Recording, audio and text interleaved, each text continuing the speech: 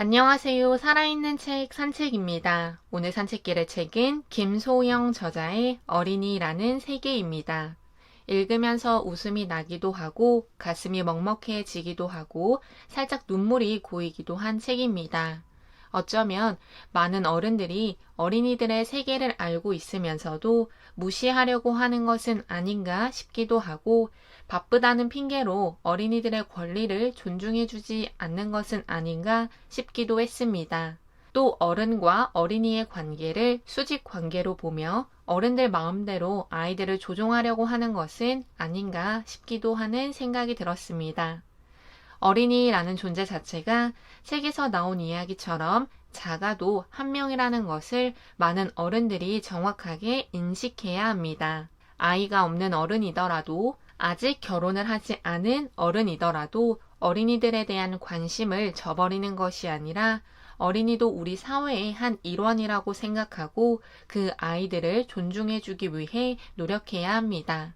그런 노력의 하나로 어린이라는 세계와 같은 책들이 많이 출간되고 읽혔으면 좋겠습니다. 어린이책 편집자인 저자는 독서교실 선생님으로 20년 남짓 일해왔다고 합니다. 그래서 책을 집필할 때도 자신의 이야기를 쓴 에세이를 적어야 하나 고민했으나 저자의 삶에서 어린이를 떼놓고 이야기할 부분이 없다는 것을 책을 집필하며 느꼈다고 합니다. 저자는 양육자도 아니고 교육 이론이나 어린이 심리를 연구하는 사람도 아니기에 어린이에 대해서 이야기하면 뜬구름 잡는다 라는 이야기가 될까 늘 조심스러웠다고 합니다. 하지만 어린이도 우리 세계의 어엿한 구성원이라는 것을 알고 어린이에 대한 이해가 부족한 사회의 많은 사람들에게 어린이에 대해서 이야기를 하려고 이 책을 집필했다고 합니다. 네가 애가 없어서 그래 라고 이야기하는 사람도 있었다고 하는데요. 그리고 정말 애가 없기에 저자가 어린이에 대한 이야기를 하는 책을 쓴다는 것에 불편함을 느낀다는 생각이 들었다고 합니다. 저 역시 학교 현장에서 교육을 하는 사람은 아니지만 교육자에 대해 책을 쓴 것처럼 교수여야 하고 학자여야 하며 학위를 받고 전문적인 공부를 해야지 그 분야의 전문가가 된다는 것은 아니라고 생각합니다. 직접 경험을 함으로써 체득한 것도 이론 못지않은 중요한 공부라는 생각이 이 책을 읽으며 한 번 더 들었습니다. 곁에 있는 어린이, 어린이와 나, 세상 속의 어린이 이렇게 3부로 책은 나누어져 있으며 공유하고 싶은 에피소드 위주로 소개하겠습니다. 독서 교실로 인해 저자는 어린이에 대해 새롭게 알게 되는 것들이 많다고 하는데요. 그중 하나가 어린이들은 신발을 신는데 시간이 많이 걸린다는 것입니다. 새삼스러운 발견을 했다고 하는데 어른은 이해하지 못하고 배려하지 못할 수 있는 어린이들의 행동들 중 하나가 신발 신는 일이지 않을까 싶습니다. 빨리 좀 신어, 늦었어 라고 채근하는 부모들을 본 적이 있는데 어른은 빨리 할 수 있고 어린이는 시간이 걸리는 것만 달라요 라고 말한 어린이의 말처럼 어른들은 어린이의 행동을 배려하지 않고 있는 것은 아닌가 싶습니다. 저자는 독서교실 친구들에게 어른도 책을 읽는다는 것을 보여주고 싶었고 어른도 모르는 게 있으면 공부를 한다는 것을 알려주고 싶었다고 합니다. 저도 제 학생들에게 성인이 되어서도 학습을 꾸준히 해야 한다는 것과 독서를 통한 배움이 중요하다는 것을 알려주고 싶다는 생각이 있어 저자의 말에 적극 공감이 되었습니다. 독서교실에 있는 아이들은 모르는 것이 있을 때 독서교실 선생님은 책을 많이 읽어 알 거야 라는 이야기를 한다고 합니다. 어린이들의 옆에 있는 어른들이 더 공부하는 자세, 책 읽는 자세를 보여주면 좋겠다는 생각이 들었습니다. 독서 교실에 오는 아이들의 옷을 받아주고 옷을 입혀주는 의식은 어린이들이 좋은 대접을 받아야 계속 좋은 대접을 받을 수 있다는 저자의 생각이 들어있다고 합니다. 안하무인으로 굴라는 것이 아니라 정중한 대접을 받은 어린이는 점잖게 행동하고 그런 점잖은 어린이는 또 정중한 대접을 받게 된다고 하는데요.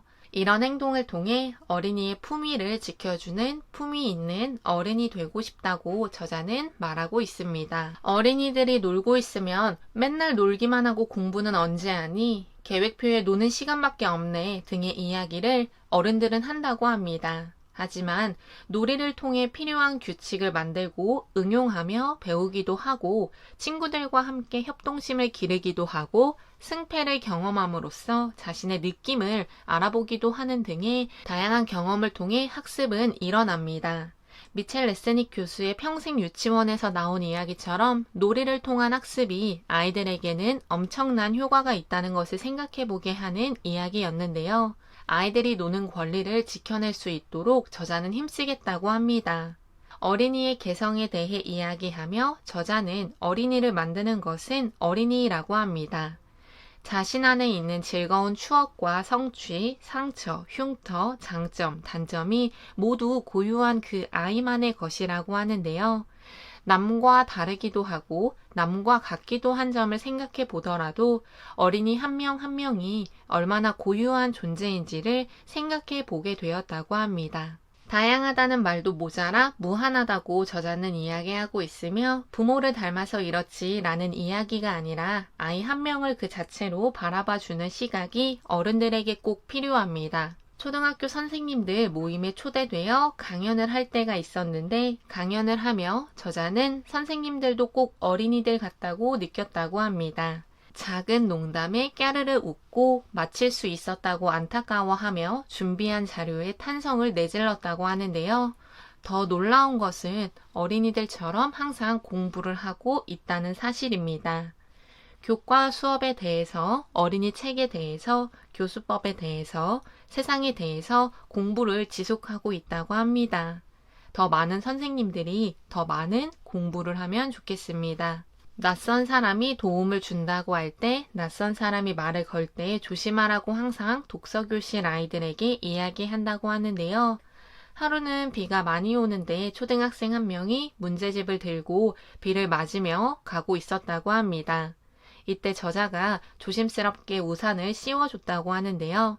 씌워주면서도 고민을 하는 저자의 모습에 저는 세상이 왜 이렇게까지 되었을까 하는 안타까움도 들었습니다. 저자가 어렸을 때 만원버스에서 저자가 짜부라지지 않게 팔에 힘을 주고 있던 한 어른처럼 우리 사회에서도 아이들이, 어린이들이 존중받게 도와줄 수 있는 어른들이 많았으면 좋겠습니다. 이 책을 읽으며 공감되는 부분들이 여러 군데 있었습니다. 그 중에서 사랑이라고 해도 될까? 이야기는 제가 가지고 있는 생각들 중 일부를 글로 표현해 줬다는 느낌이 들었는데요. 어린이를 사랑으로 가르치지 않으려고 노력한다는 저자의 말은 수업료를 받기 때문이라고 합니다. 저자를 선택한 어린이와 부모로부터 수업의 대가로 돈을 받기에 사랑으로 가르친다고 하면 돈을 받아 사랑을 주는 것이 된다고 합니다. 어린이를 이성으로 가르친다 라는 저자의 문장에 왠지 모를 공감대가 형성되었습니다. 하지만 개인적인 이야기를 덧붙이자면 돈을 받더라도 사랑으로 어린이들을 대하지 않는 어른들이 많습니다. 이 책을 근거로 삼는다면 저자는 충분히 독서교실 어린이들을 사랑으로 가르치고 관심을 가지며 애정을 주고 존중하고 있다고 생각이 들었습니다. 어린이도 고유한 생명이고 하나의 소중한 주체임에도 불구하고 자꾸 다른 주체인 어른들에 의해 학대당하고 상처받고 심지어는 생명도 빼앗기는 등의 안타까운 상황이 많이 발생하고 있습니다. 피어보지도 못한 어린이라는 표현을 저자는 틀린 비유라고 생각한다고 합니다. 삶의 순간순간은 새싹이 나온 봉우리가 맺히고 꽃이 피고 시드는 식으로 진행되지 않으며 살아있는 한 모든 순간은 똑같은 가치를 가진다고 합니다. 쉽게 이야기해서 어른 한 명과 어린이 한 명은 매 순간을 행복하고 소중하고 가치 있게 살아가야 하는 동등한 인간이라는 것입니다. 다른 사람의 의지로 인해 죽었다는 책의 문장이 어린이들을 존중하는 어른들도 있지만 그렇지 않은 어른들도 있다는 무서운 세상을 표현하는 것은 아닐까 싶습니다. 어제 소개해드린 댄 에리얼리의 마음이 움직이는 순간들에서도 나온 것처럼 매일 똑같은 생활을 바꾸는 강력한 힘은 내 생각입니다. 어린아이들을 보는 태도, 아이를 바라보는 관점을 바꾸는 것 역시 내 생각이 필요한데요. 공공장소에서 우는 아이가 있을 때, 음식점에서 뛰어다니는 아이들이 있을 때 무작정 눈살을 찌푸리는 것이 아니라 무조건 노키즈존을 만드는 것이 아니라 그럴 수 있겠구나 라는 생각을 하는 것이 필요합니다. 이런 생각을 한다는 것은 어른들만이 할 수 있는 관용을 베푸는 것이라고 보여지는데요. 저자 역시 자신의 생각을 바꾸니 편안해졌다고 합니다. 물론 아이의 부모들의 행동도 중요하겠지만 그 어린아이의 입장을 대변해 본다면 어른들이 조금은 더 너그러워질 필요가 있다고 생각합니다. 항상 질문이 많은 은규는 왜 어린이들한테는 의견을 물어보지 않는지 물어보고 있습니다. 어린이와 정치를 연결하는 것이 불편하다는 것은 아마 정치가 어린이들에게 보내는 메시지가 떳떳하지 못하기 때문이라고 합니다. 어른이 보기에도 민망하고 화가 나는 장면들을 어린이들에게 보이기 싫은 것일 텐데요. 어린이들에게도 부끄럽지 않은 정치를 하는 정치인들이 많은 나라였으면 좋겠습니다. 어린이날에 대한 생각도 저자는 책을 통해 표현하고 있습니다. 어린이날을 기념하는 것도 물론 중요하겠지만 매일매일이 어린이날인 것처럼 대우를 해줬으면 하는 개인적인 생각도 들었습니다. 중고등학교만이 아니라 유치원도 초등학교도 작은 사회라고 이야기합니다. 유치원에서 초등학교에서 아이들은 자신들의 생각과 행동을 가감없이 드러냄으로써 오히려 어른들이 배워야 하는 이해, 배려, 존중, 소통, 놀이 등의 태도를 보여주기도 합니다. 책에 나오는 옥스포드와 케임브리지 대학 사이에서 고민하는 어린이처럼 어렸을 때의 포부가 점점 어른이라는 세계로 들어가게 되며 줄어드는 것을 보면 말 그대로 안타깝다는 생각이 듭니다. 현실과의 타협도 중요하지만 어린이들이기에 어린이들이 누릴 수 있는 권리, 행복, 사랑을 많은 어른들이 보장해주면 좋겠습니다. 오늘 산책길의 책은 어린이라는 세계였습니다. 감사합니다.